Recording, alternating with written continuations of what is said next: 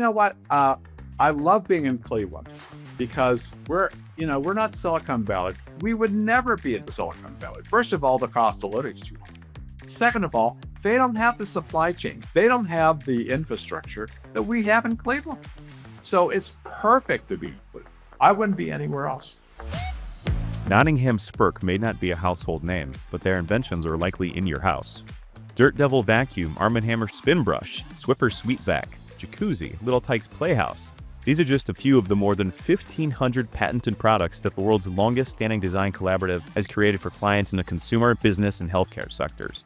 Founded in 1972, the company has generated more than $50 billion in sales with a 95% commercialization success rate, and they've done it all from right here in Cleveland. Welcome back to The Clevelander, brought to you by the Greater Cleveland Partnership. This week, we're teaming up with the Lay of the Land podcast to bring you more stories on innovation and the people who make Greater Cleveland a great region on a great lake. Today, we'll be tuning into a conversation with Lay of the Land host Jeffrey Stern and John Nottingham, the co-founder and co-president of Nottingham Spirk. We'll hear about the creative process, vertical innovation, and designing some of the world's most well-known products. Let's take a listen.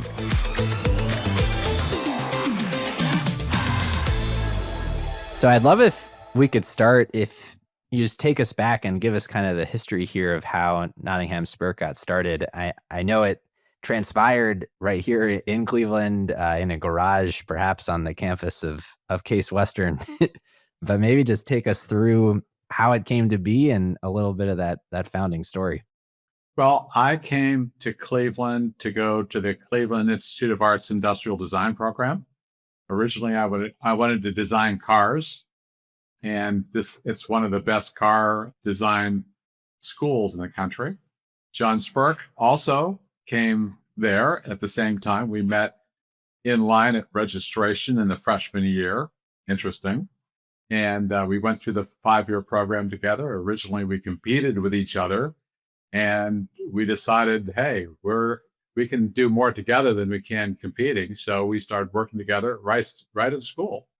And when we graduated, we both assumed we'd get corporate job offers and move out of Cleveland. And I got the job offer from General Motors, and John got the job offer from Huffy, and we turned it down. And we found a garage and started a company. And it's that simple. Why did you do that? Well, we thought that as an independent innovation company, we could have a bigger effect than working with whether it's General Motors or Huffy or any place. One company, we felt we could work with lots of companies, and we never went back. We started, and that's all we've ever done in our career. So I think we'll spend a lot of time in our conversation here talking about innovation, and I think it's always helpful just for everyone tuning in and for ourselves to have a shared understanding of what that actually means. And so I'd love if you could just describe what innovation means to you. Because I'm a product designer, I started out as a product designer, the innovation in our world tends to be devices, but it goes beyond that. It goes to business model, it goes to a lot of things, but let's just talk about devices. And when you talk about devices, one of the things you think about is patents, right? Yeah. So we have, when we work with companies, we have co-created now 1,350 patents, 1,350. To give you a little perspective, another Ohioan by the name of Thomas Edison had 1,093. So we passed him a few years ago. Another interesting statistic when you talk about innovation, if you got a patent today, it starts with the number 10 million, but only 5% ever get commercialized. If you Google it, you look up, hey, what percentage of patents get commercialized? It's 5%. So what Nottingham Spirk has done over the years, we've created this process we call vertical innovation, vertically integrated innovation. Using that process, we've created 1,350 patents, 95% are commercialized. That's the difference. It's a huge difference. Wow. Maybe if you can just unpack what vertical innovation means, what is entailed in that. Okay. Well, let me start at the beginning.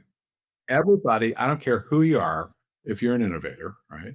You start at the beginning with a pain point, maybe an opportunity, something. You have an idea, right? And everybody wants to commercialize it because if it's not commercialized, what good is it? But here's the problem. The reason only 5% of US patents get commercialized is innovation is typically done in silos. Think about it. There's a group that has an innovation. They do a creative session. They throw that over the wall or over the silo into market research. Let's have a market. Let's see if the market wants it. So the market research will do a study, and they'll put that in a binder, right? And they'll throw that over the silo into a design group, and a design group will do some concepts, and they'll throw that over the wall to engineers who'll try to figure out if they can make this thing, and they'll engineer it, and they'll throw that over the wall to a prototyper who will do a proof of concept prototype, and they'll throw that over the wall back to the engineering to design it for manufacturing, throw that over the wall, another step of concepting, another step of prototyping, throw that over the wall to supply chain, throw that over the wall to digital design, and throw that over the wall to commercialization. And you wonder why 5% ever get commercialized. And there's none of the silos talk to each other very much. There's friction between the silos. And that's why it's only 5%. Now, let me tell you the difference for vertical innovation. It's vertically integrated innovation. If you look at our facility here, it was a Christian Science church. It's 60,000 square feet. We have a vertically integrated staff, and physically we're vertically integrated. We have 5 floors. This is the difference with vertical innovation. And I use the analogy of an SUV. Let's say we have an SUV at the starting point where everybody else starts, but we want to end all the way down the road to commercialization. When we start with the SUV, we have a project manager who's driving the SUV. But in the seats, we have somebody from insights, design, engineering, prototyping, digital design, supply chain, commercialization, all in the SUV. We also have enough gas in the SUV to get from where we start all the way to the commercialization before we even start. And we have a GPS on how to get there. And we don't start unless all of those things are decided upon, including decisions have to be made in 24 to 48 hours. I'm not going to wait for 3 months for a decision. Not going to happen. So when we're all aligned, the project manager puts their foot on the gas, and we start going up the hill. We go through. We start with insights. We go to market research. We go to design, engineering, prototyping, back to engineering. Proof of concept, design for manufacturing, supply chain, all the way to commercialization, and 95% of them get to commercialization. That's the difference. It's a huge difference. What was, in your reflection, the first big break of the firm? So here we are in this garage that we're renting in the Case Western Reserve campus, right? So what do? You got no money, you got no contacts, you got no nothing, right? So you got a telephone, you're dialing for dollars. You just go back and you're dialing, you're calling, you're writing letters. Nobody would give us the time of day except one. Long story short, we got a connection with a little company in Macedonia called Rotodyne. Now, Rotodyne was a rotational molder. And I remember the president of the company said, I walked in and he said, well, what do you know about rotational molding? I said, everything. Oh, okay. Then he's just started. On the way back, I said to John Spirk, I said, we got to be real quick studies on rotational molding. We learned everything we could find about rotational molding. Now, let me tell you what it is. You have a steel cast aluminum mold. You open it up, you pour in what's typically polyethylene plastic. You clamp it down, you start to rotate it, and you go into a heater and it melts the plastic. The plastic coats the inside of the aluminum, and then it goes into a chiller and it chills it. And when you open it up, you have a hollow plastic part, like a barrel right? An industrial, these Jersey barriers, the barricades they talk about in the streets. Those are rotational molded, mostly industrial. Well, this company, Rotodyne, was doing bedpans for the hospital supply industry, rotationally molded bedpans. Mhm.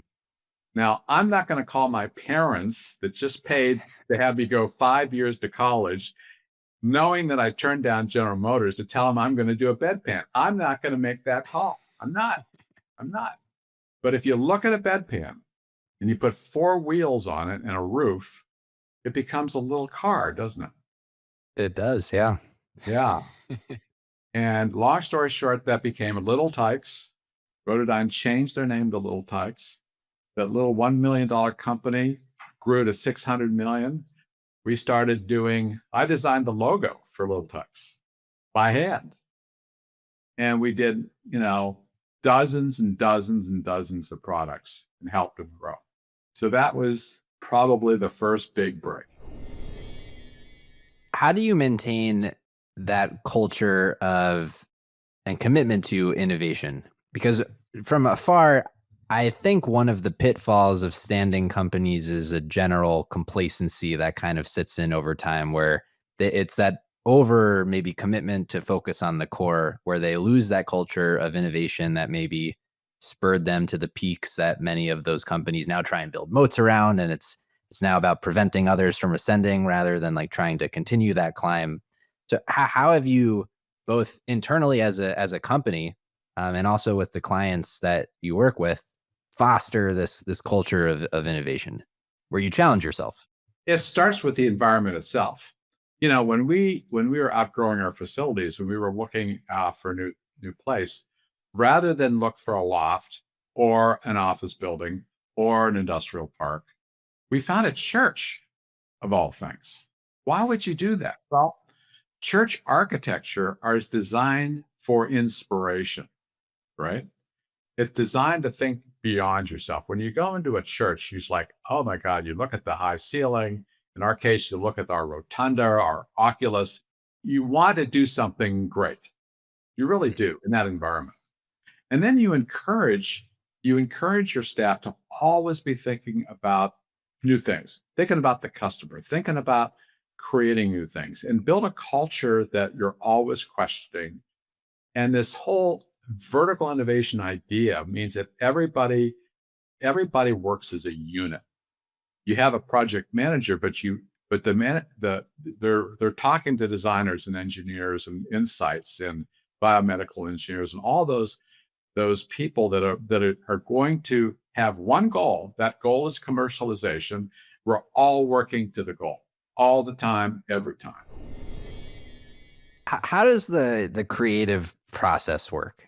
I think it would be really interesting to hear from like soups to nuts. Take us through an innovation process. What does each step kind of look like? And what are the kinds of questions that you're asking along the way? Well, early on, okay, here's the thing. You got to start with the customer. I'm not designing a product for me necessarily. I'm designing for some customer. So we bring our customers into our place and we talk to them. What is your desires? What are your pain points? What are your issues?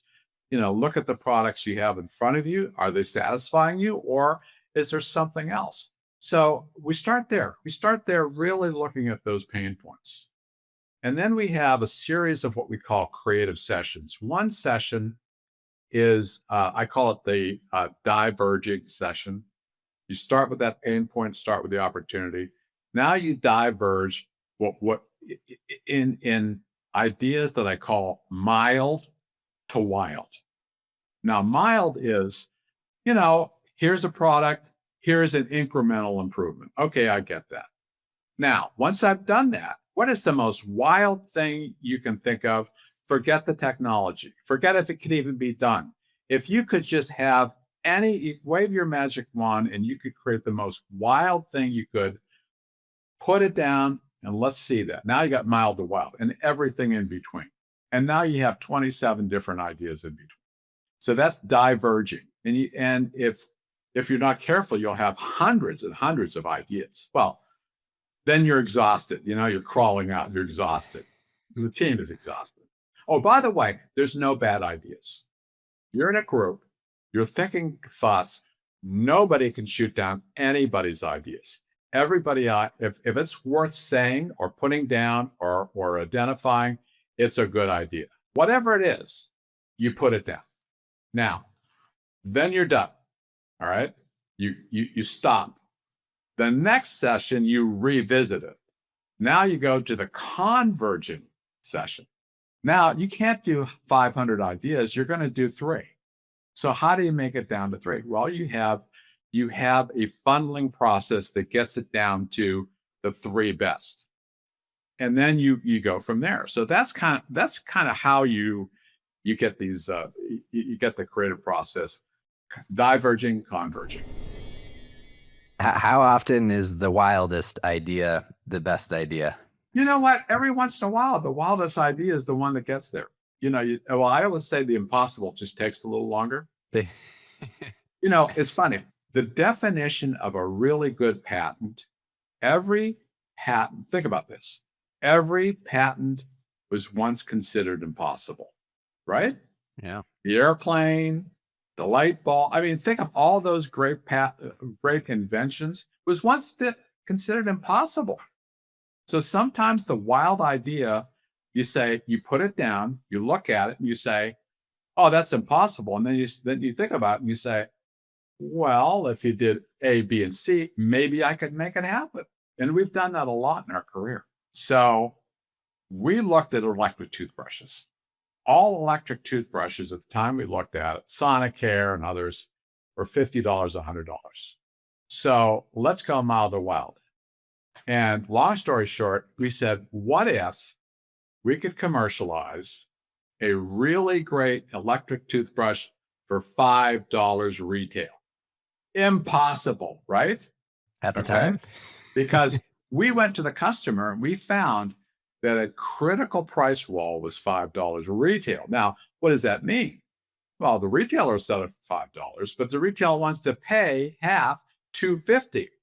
And we wanted to have a factory cost of $125. Everybody wants a 50% markup. So I go back to my engineers and I say, we're going to do this toothbrush, but we got to have this made for $1.25. Now they're looking at me like I'm cross-eyed. You can't do that. Why not? Well, let's do the bill of materials. Let's look at the motor. Okay, well, what does a motor cost?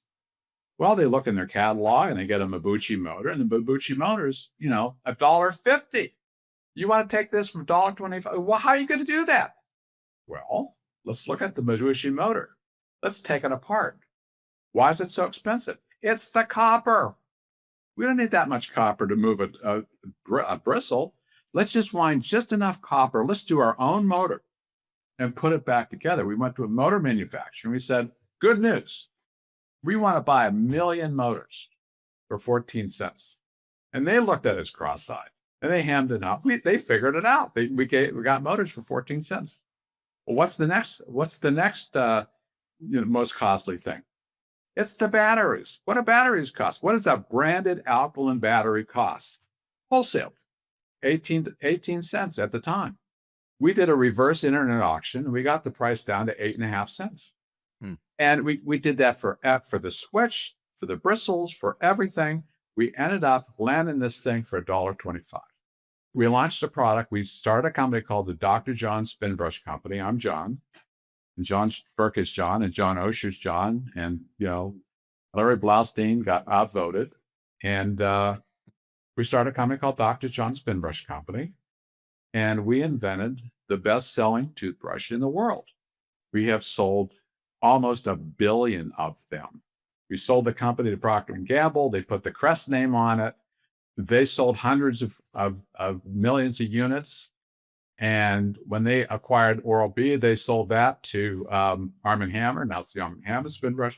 You could go to any drugstore, any store in the world and buy a Spinbrush. And I encourage all the people listening in to go buy a Spinbrush. It's the greatest product, and it's still like $7. So that's the impossible. It's impossible to do a $5 electric toothbrush until it isn't. When you think about the future of the firm and just how much you've accomplished, on par with Edison's output in some capacities and a better commercialization rate, like how do you think about the longevity of the nature of your doing and kind of the culture of the firm that will allow that innovation to continue going forward? And on top of that, I'm just curious, like are you most excited about thinking about the future? Well, it's getting more technical. It's getting more technological. The technologies we're using are more advanced. But that's happened my whole career. I mean, we've added, Right. it's just gone that way. What it does do is allows us to affect more people, and really, it's more digital, it's more connected, it's more broad, but it doesn't stop. It doesn't stop. It keeps on going. It's relentless. It's absolutely relentless. And the more people come in, we're hiring some unbelievable talent. Unbelievable talent. Both homegrown. We have a great internship program with some of the engineers and design schools, but we recruit from experienced people from all over the country, frankly.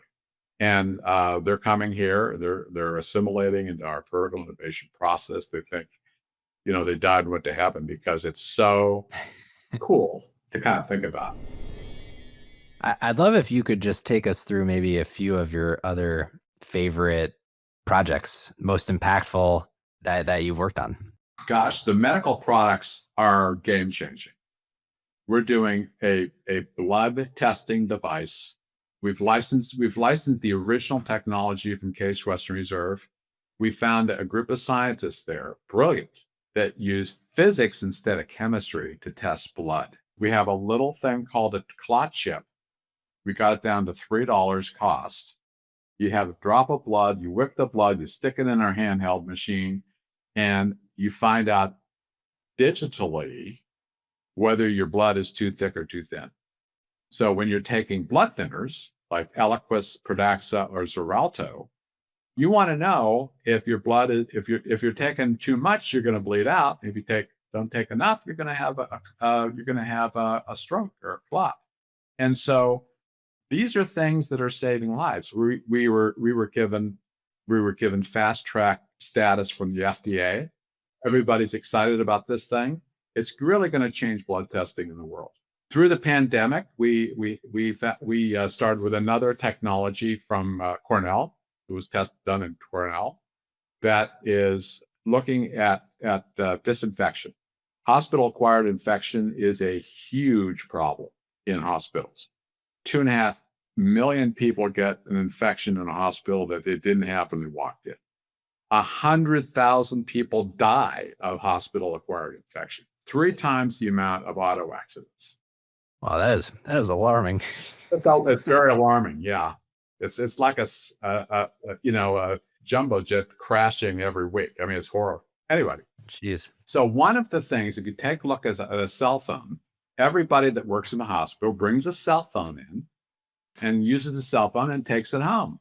Well, what if you have C. diff on that cell phone? Or what if you have COVID on that cell phone? How do you disinfect it? Well, I'll tell you what the hospitals are doing today. You take a tub of wipes, disinfecting wipes, you pull the wipes out, and you got to rub this thing for 4 minutes. That's what you do. Now, how many people do you think do it? 4 minutes. 1%, right? That's more than most attention spans these days. Okay. So our technology is now the size of a microwave, and it's got a little tub of hydrogen peroxide combined with cold plasma, a technology. You put your cell phone in, you close the door, 5 to 10 minutes, it's totally disinfected, doesn't harm the electronics, doesn't harm the environment. You can put your stethoscope in, your name tag, your pen, anything that might get infected, you put it in there. It saves each one of these little tubs of hydrogen peroxide saves 44 canisters of wipes that are not biodegradable, that are land up in landfills. I want to maybe bookend our conversation here. I have a closing question for everyone, but I also just want to kind of ask if Any other reflections or parting wisdom that you have for the audience, or just thoughts Wow. on the journey so far? Well, I'm just excited about the next 50 years. Okay. I don't know how long I'll be able to participate in the next 50 years, as long as I could, right? But if I've seen all this in the last 50 years, what's going to happen in the next 50 years? Holy cow. But we are set up to do some really, really, really wonderful things. It's very exciting. I know you're doing a lot of work here in Cleveland as well. Oh, yeah. You have the EY Innovation Hub and things of that nature. I mean, if you'd like to speak to that, I would love to hear a little bit about that before we wrap up. But you know what? I love being in Cleveland because we're not Silicon Valley, but we're Manufacturing Valley. We've got a great legacy of manufacturing. And right now, most factories are what we call Factory 3.0. In the next 10 years, there'll be two types of factories. Ones that'll go to 4.0, in other words, digitization, digital twin, and connectivity of all their machines in the factory, or they'll be out of business. It'll be one or the other. And we have companies every day coming in here talking about, how can we get to that next level? And you don't have to reinvent the wheel. You can take your old equipment and you can digitize it. You can pair it with connectivity, and you can do it right now. You don't have to wipe out your factory to go to brand new thing. So we're working with a lot of people, and it makes sense to be at Cleveland. It doesn't make we would never be at the Silicon Valley. First of all, the cost of living is too high. Second of all, they don't have the supply chain. They don't have the infrastructure that we have in Cleveland. So it's perfect to do. I wouldn't be anywhere else. For more stories of innovation and inspiration throughout Greater Cleveland, be sure to subscribe to Lay of the Land or wherever you get your podcasts, or visit layoftheland.fm for more info. That's all for this episode of The Clevelander. We'll see you next time.